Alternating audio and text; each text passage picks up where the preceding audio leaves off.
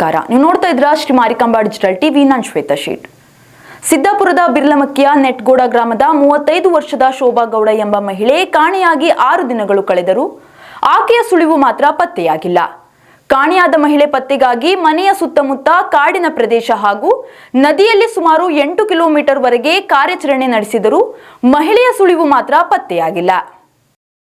ಸಿದ್ದಾಪುರದ ಬಿರ್ಲಮಕ್ಕಿಯ ನೆಟ್ಟಗೋಡು ಗ್ರಾಮದ ಶೋಭಾ ಗೌಡ ಎಂಬ ಮಹಿಳೆ ಕಾಣೆಯಾಗಿ 6 ದಿನಗಳು ಕಳೆದರೂ ಆಕೆಯ ಸುಳಿವು ಮಾತ್ರ ಪತ್ತೆಯಾಗಿಲ್ಲ. ಜೂನ್ 15ರಂದು ಉಪ್ಪಗೆ ಹುಳಿ ಆರಿಸಿಕೊಂಡು ಬರಲು ಕಾಡಿಗೆ ತೆರಳಿದ್ದ ಮಹಿಳೆ ಮತ್ತೆ ಮನೆಗೆ ಬಂದಿರಲಿಲ್ಲ. ಬಳಿಕ ಕುಟುಂಬಸ್ಥರು ಸಾಕಷ್ಟು ಹುಡುಕಾಟ ನಡೆಸಿದ್ರೂ ಮಹಿಳೆಯ ಸುಳಿವು ಸಿಕ್ಕಿರಲಿಲ್ಲ.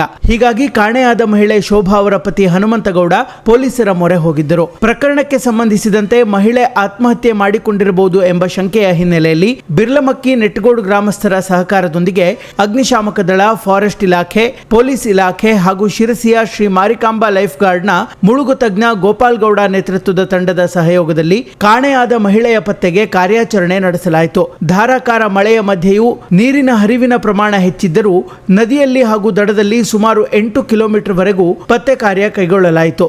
ಆದರೂ ಮಹಿಳೆಯ ಸುಳಿವು ಪತ್ತೆ ಆಗಿಲ್ಲ ಎಂದು ಪೊಲೀಸರು ಮಾಹಿತಿ ನೀಡಿದ್ದಾರೆ. 25 ಜನ ಸ್ಥಳೀಯರು, 10 ಜನ ಫಾರೆಸ್ಟ್ ಇಲಾಖೆ ಅಧಿಕಾರಿ ಸಿಬ್ಬಂದಿ, 15 ಜನ ಪೊಲೀಸ್ ಸಿಬ್ಬಂದಿ ಹಾಗೂ ಅಗ್ನಿಶಾಮಕ ದಳದವರ ಸಹಯೋಗದಲ್ಲಿ ಕಾಣೆಯಾದ ಮಹಿಳೆಯ ಮನೆಯಿಂದ ಸುಮಾರು 8 ಕಿಲೋಮೀಟರ್ ವ್ಯಾಪ್ತಿಯವರೆಗೂ ಪತ್ತೆ ಕಾರ್ಯ ಕೈಗೊಳ್ಳಲಾಯಿತು. ಈ ಸಂದರ್ಭದಲ್ಲಿ ಖುದ್ದು ಡಿವೈಎಸ್ಪಿ ಗೀತಾ ಪಾಟೀಲ್ ಸ್ಥಳದಲ್ಲಿ ಹಾಜರಿದ್ದರು. ಕಾರವಾರ ಎಸ್ಪಿ ಎಂ ನಾರಾಯಣ್ ಅವರ ಮಾರ್ಗದರ್ಶನದಲ್ಲಿ ಶಿರಸಿ ಡಿವೈಎಸ್ಪಿ ಗೀತಾ ಪಾಟೀಲ್ ನೇತೃತ್ವದಲ್ಲಿ ನಡೆದ ಈ ಕಾರ್ಯಾಚರಣೆಯಲ್ಲಿ PI JB Sitaram, PSI Anil M, Gopal Gowda ನೇತೃತ್ವದ ಶ್ರೀ ಮಾರಿಕಾಂಬಾ ಲೈಫ್ ಗಾರ್ಡ್ನ ತಂಡದಲ್ಲಿ ತಿರುಮಲ, ಅನಂತ್, ರಾಜು, ಮಂಜು ಹಾಗೂ ಸಿದ್ದಾಪುರ ಪೊಲೀಸ್ ಸಿಬ್ಬಂದಿ ಚೇತನ್ ಕುಮಾರ್ ಹಲ್ಗೇರಿ, ರಾಜು ಮುಂತಾದವರು ಪಾಲ್ಗೊಂಡಿದ್ದರು.